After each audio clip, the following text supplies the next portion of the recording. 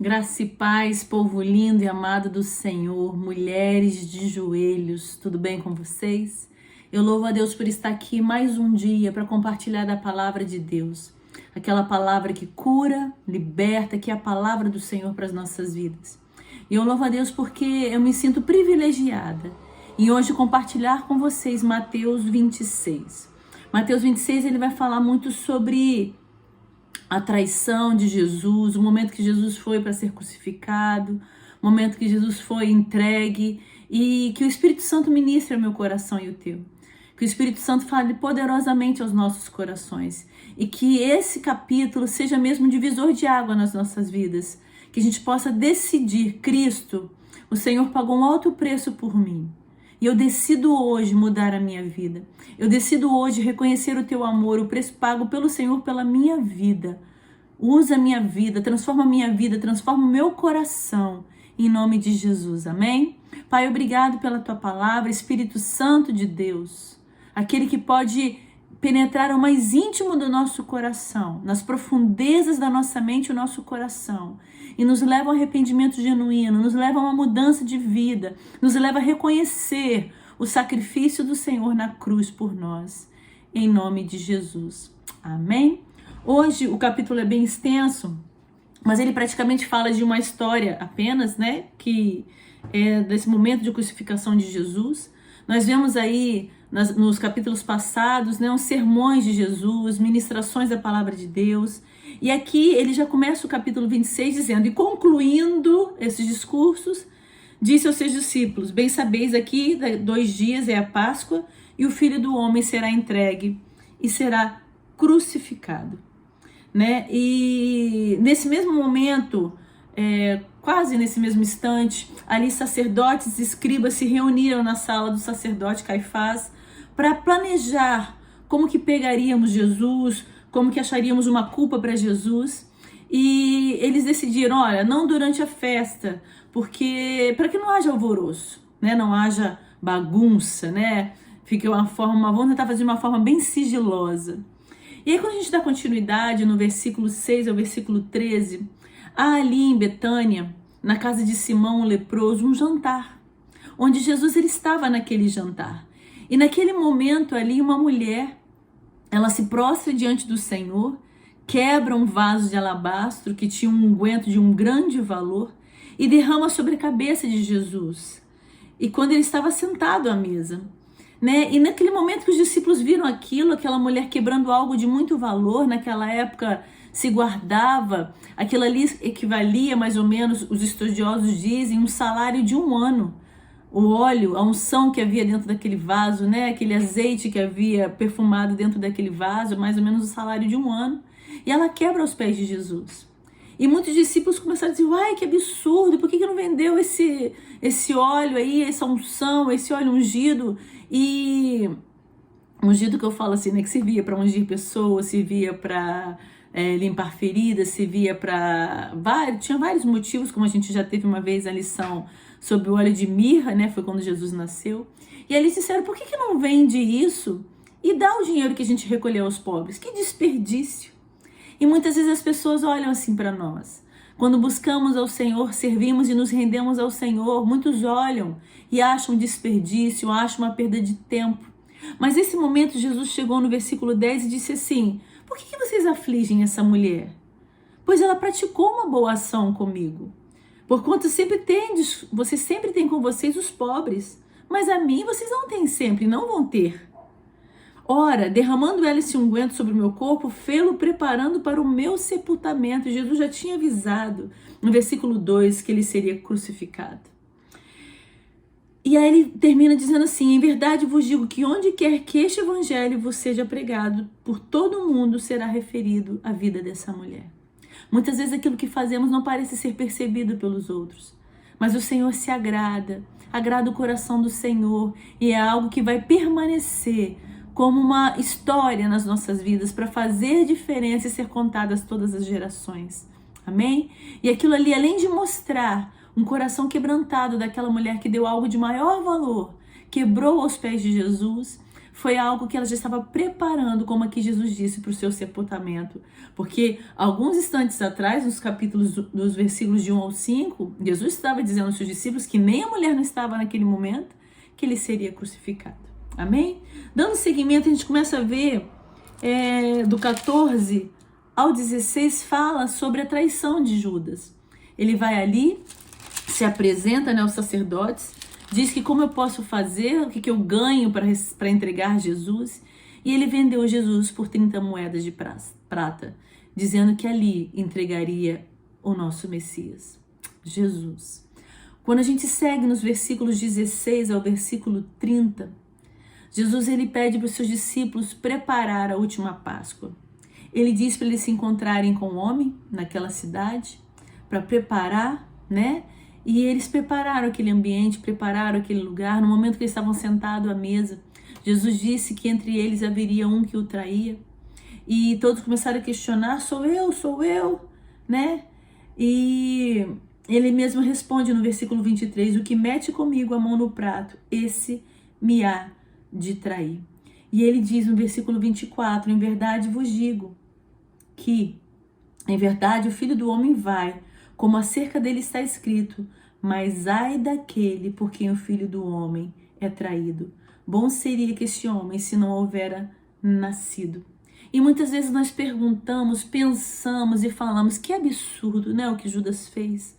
Como poderia ter caminhado com Jesus, aprendido com Jesus e traído Jesus?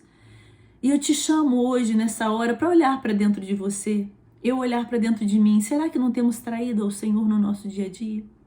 Será que não temos traído ao Senhor na nossa intimidade, nas nossas atitudes, nos nossos pensamentos, nas nossas palavras? Negado o Senhor? Muitas vezes é muito fácil falar de Judas, mas olhemos para nós, amém? Judas já foi, Judas já fez o que tinha que fazer, vai pagar o preço do que fez, mas e nós? O que temos feito? Né? E ali o Senhor continua dizendo, né? Ele celebra a última ceia com seus discípulos, ele fala, tomai do meu corpo, este é o meu corpo, bebei de todos do meu sangue, simbolizando não que aquele pão se transfiguraria no corpo de Cristo ou o cálice em sangue, mas era como um memorial que muitas igrejas fazem isso até hoje, porque Jesus fala para que fizéssemos até que ele voltasse. E o lindo que é, e digo-vos que, no versículo 29, desde agora não beberei desse fruto da vide, até aquele dia em que bebo de novo convosco no reino de meu Pai. Quando eu li esse capítulo, imaginei, Senhor, então quer dizer que no reino do teu Pai, do meu Deus, do nosso Deus, nós teremos esse momento de beber do fruto da vide, daquele dia com Jesus. Você já pensou nisso, meu irmão e minha irmã? Que coisa tremenda. É muito lindo imaginar isso. E aí nos versículos 31 ao 35 é sobre o aviso que Jesus dá a Pedro, né? Que ele fala que na noite que o Senhor foi entregue, muitos se escandalizarão, muitos negarão ao Senhor. Como se você conhece aquele ali? Não, eu nunca vi. E Pedro seria um deles. E Pedro ele afirma, Senhor, nunca eu faria isso com o Senhor, de forma alguma. Mas Jesus ele afirma, em verdade te digo que nesta noite, antes que o galho cante, 3 vezes me negarás. Mas ainda Pedro insiste, ainda que me seja necessário morrer contigo, não te negarei. Amados, Cristo conhece o nosso coração. Não adianta a gente falar que não vai fazer uma coisa se ele sabe o que vai fazer, ele conhece o mais profundo do nosso ser. Se Jesus começou o 31 dizendo que muitos se negariam, escandalizariam, Pedro estava nessa. E ele insistiu em dizer que não, mas Jesus afirmou que sim. E muitas vezes quando Deus nos afirma muitas coisas, nos confronta com muitas coisas, é o momento de a gente parar e refletir. Em vez de ficar falando, não Deus, eu Senhor, imagina, não pensaria, não faria isso nunca. Se Jesus tem nos confrontado, se o Senhor Jesus tem nos levado ao arrependimento genuíno, tem nos confrontado com uma palavra de mudança, de arrependimento, que possamos ir para esse lugar, em nome de Jesus, amém? Nos capítulos 36 ao 45, é Jesus no Getsêmani. Ele estava ali entre os discípulos e falou assim, eu vou ali fica aqui sentado um pouquinho que eu vou ali orar.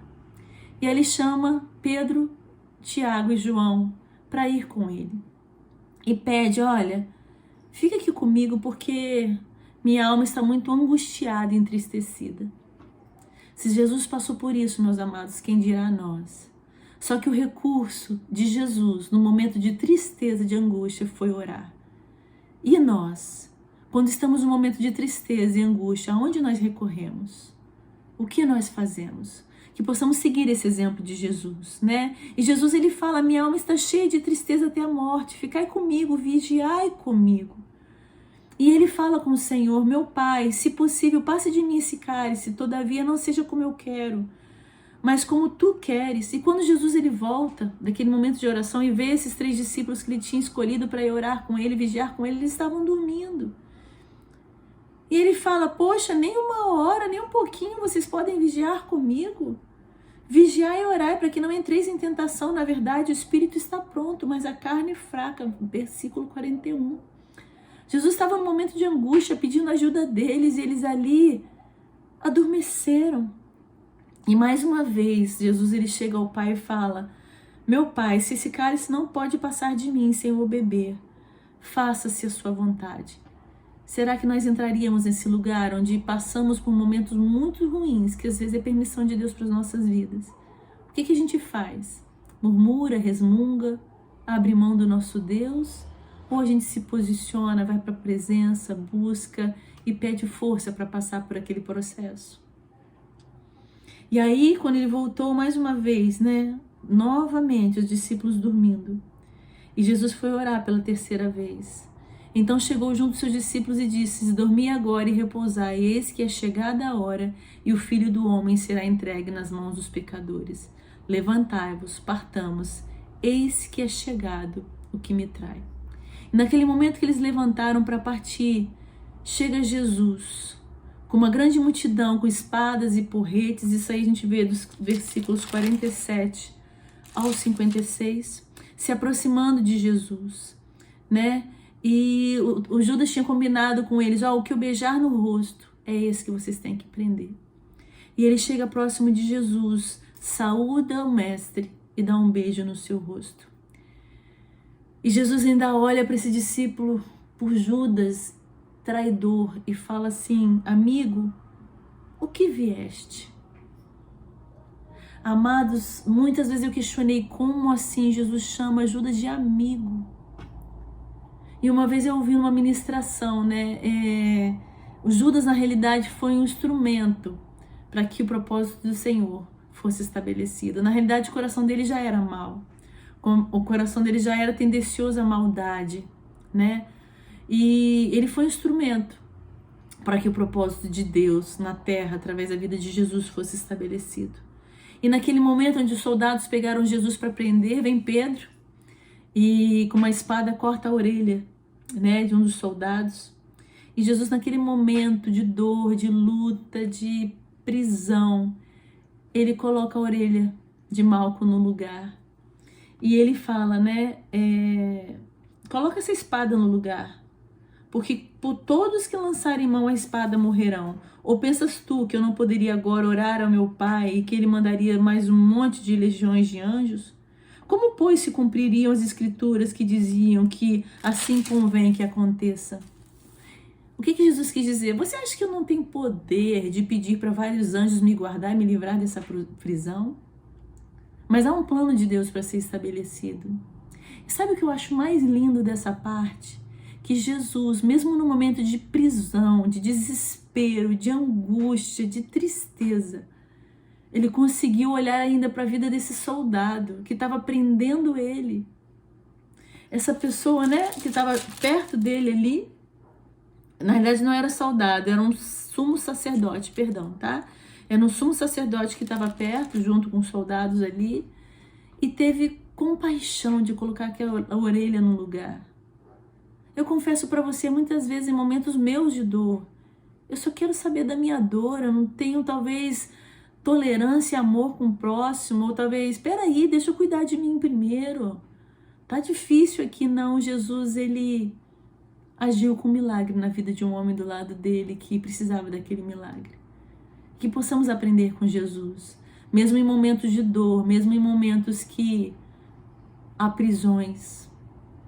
A nossa alma está em agonia, entristecida, angustiada. Que nada impeça o fluir de Deus nas nossas vidas, em nome de Jesus, amém? E aí no 57 até o 68, Jesus ele vai perante o Sinédrio. Eles prenderam Jesus, conduziram à casa do sumo sacerdote, onde os escribas e anciãos estavam reunidos. E nesse momento, lembra que Jesus falou que Pedro negaria? Pedro só de longe olhando, observando, meio que se esquivando, fugindo. E esses escribas e sacerdotes estavam tentando achar alguém, uma testemunha contra Jesus. E no meio de tanta multidão, eles acharam apenas duas. E o que essas testemunhas disseram? Ele disse assim: eu posso derrubar o templo de Deus e reedificá-lo em 3 dias. Isso no versículo 61. E aí o sacerdote levanta e fala assim: não responde coisa alguma ao que estes depõem contra ti? E Jesus, porém, guardava silêncio. E insistindo, o sumo sacerdote disse-lhe: conjuro-te pelo Deus vivo, que não digas se tu és o Cristo, o Filho de Deus. E aí Jesus diz: tu o disseste. Digo-vos, porém, que vereis em breve o Filho do Homem assentado à direita do Todo-Poderoso e vindo sobre as nuvens do céu. E aí o sumo sacerdote fala: blasfêmia, blasfêmia, né? E aí onde eles concluem aquilo ali, né? O momento da crucificação de Jesus, a caminhada da crucificação de Jesus. E aqui quando a gente vê falando assim, Jesus guardava em silêncio. Quantas vezes quando pessoas nos acusam erradamente, erroneamente, nós queremos justificar, nós queremos argumentar: não, mas é assim, não, mas eu fiz assado, não, talvez a Bíblia fez assim, não, eu fui... E Jesus, tendo todos os argumentos possíveis, ele ficou calado porque ele sabia do propósito que ele tinha para se cumprir. Para que e para qual motivo ele foi chamado. E eu acho isso muito lindo. Quando a gente vê os versículos 69 a 75, Pedro ele nega Jesus. E foi onde Jesus ali atrás já tinha dito: você vai me negar. Ele insistia que não. E por 3 vezes, né, antes que o galo cantasse, por 3 vezes. E esse galo, meus amados, não era um galo que acorda de manhã e faz cocoricó, não. É realmente um sino que tinha ali na região, que eles colocavam como, era como ele falava, o galo cantar, né? O sino tocar. E quando ele negou, imediatamente o galo cantou. O versículo 75 diz assim: lembrou-se Pedro das palavras de Jesus que lhe dissera: antes que o galo cante 3 vezes me negarás. E saindo dali, chorou amargamente. Aqui nós estamos falando, até me perdoem por um áudio tão longo, um vídeo tão longo, mas são 75 versículos ministrando sobre o momento da crucificação de Jesus, o aviso de Jesus aos seus discípulos que seria crucificado, o aviso de Jesus para Pedro, o momento ele foi entregue, o momento que ele ministrou a cura na orelha de um sumo sacerdote, mostrou compaixão, o momento que ele pediu ajuda nas orações porque ele estava com a alma angustiada, entristecida. E aqui, quando Pedro ele vê que negou a Jesus, ele chora amargamente. Meu amado, minha amada, princesa de Jesus, mulher de joelhos, como temos agido diante do Senhor? Temos negado ao Senhor? Temos traído Jesus? Ele já morreu na cruz do Calvário por mim e por você. Ele já prometeu com esse ato tão lindo dar a mim e a você vida e vida em abundância, como está em João 10:10. Tem um céu preparado para nós, uma vida eterna, ele vai voltar. E o que temos feito? Como temos nos posicionado diante do Senhor? Que fique essa reflexão para mim e para você. Que o sacrifício de Jesus na cruz venha valer a pena para mim e para você. Que todo o preço pago de amor pela minha vida e pela sua vida vale a pena para mim e para você. Que possamos receber isso com todo amor. Que possamos viver a vida que Jesus planejou para nós. Tomar posse da vida que Ele planejou para nós em todas as áreas da nossa vida. Seja pessoal, familiar, no casamento, na vida dos nossos filhos, ministério, trabalho. Tomemos posse da vida que Jesus conquistou para nós na cruz do Calvário, em nome de Jesus, amém? Obrigado, Senhor, por essa palavra tão linda. Obrigado, Jesus, pelo sacrifício do Senhor na cruz. Nós não merecemos. Nós não merecemos tanto amor, nós não merecemos tanta graça, Senhor. Somos pecadores. Temos um coração sujo, uma mente suja, um coração imundo, impuro. Traímos o Senhor com as nossas palavras, atitudes. Negamos ao Senhor tantas vezes no nosso dia. Nos perdoa, Senhor, nos perdoa pelos nossos sentimentos, atitudes que desagradam ao Senhor, e nos ajude a romper. Nos ajude a viver a vida que o Senhor conquistou para nós na cruz do Calvário, Pai. Que o Senhor olhe para nós hoje, olhe para nós a partir de hoje e possa dizer: valeu a pena. Nos ajuda a prosseguir, nos ajuda a viver a Tua vontade para as nossas vidas. Em nome de Jesus. Amém, princesa? Me perdoe mais uma vez para o vídeo um pouco mais longo. Que o Espírito Santo ministre ao teu coração. Nós temos um grupo de mulheres de joelhos no WhatsApp. Se quiser seguir-nos, estar conosco, tem um link aí perto da nossa descrição. Esteja conosco. Amém? Um beijo no seu coração. Deus abençoe sua vida, sua família, sua casa, em nome de Jesus. Amém?